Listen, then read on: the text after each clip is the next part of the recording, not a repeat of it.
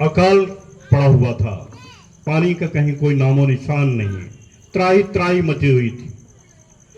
ऐसी स्थिति में वहाँ जो स्थानीय ऋषिवर थे अगस्त जी ब्रह्मा जी के पास पहुंचे, ये पीड़ा लेकर, ये समस्या लेकर। ब्रह्मा जी ने अगस्त जी के कमंडलू में कुछ जल डाल दिया कि इसको उचित जगह जाकर यहाँ जो वहाँ आप प्रवाहित कर देंगे, वहीं से एक बहुत अच्छी नदी निकल जाएगी और लोगों की ये समस्या सॉल्व हो जाएगी। अगस्त जी कमंडलू में जल लेकर दक्षिण भारत में पहुंचे, जगह जगह घूमते रहे, वो जगह तलाशते रहे कि कहीं कोई अच्छी जगह मिल जाए, पवित्र जगह मिल जाए जहां से इसका उद्गम करा दूं।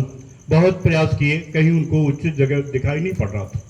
इतने में गणेश जी एक छोटे से बच्चे का रूप लेकर वहां पहुंच गए और कमंडलू उन्होंने बच्चे को पकड़ा दिया हाथ में कि चलो तुम हमारे साथ, तुम मेरी मदद करो, तुम स्थानीय हो यहाँ के, कुछ अच्छा रमणीय स्थान बताओ, कुछ पवित्र स्थान बताओ। गणेश जी आगे आगे चले जा रहे थे, एक जगह उनको दिखाई दिया, वहां उन्होंने कमंडल रख दिया और दौड़े दौड़े अगस्त जी के पास गए, मुनिवर चलिए बहुत अच्छा स्थान है। तभी एक कौवा उसी में जाकर उसने बैठ गया पात्र में, कमंडलू में। चूंकि कौवे को हम लोग अपवित्र मानते हैं, पवित्र चीजें खाता रहता है, इसलिए मुनि ने वहीं से उसको हाथ लगाई कि ये भाग जाए।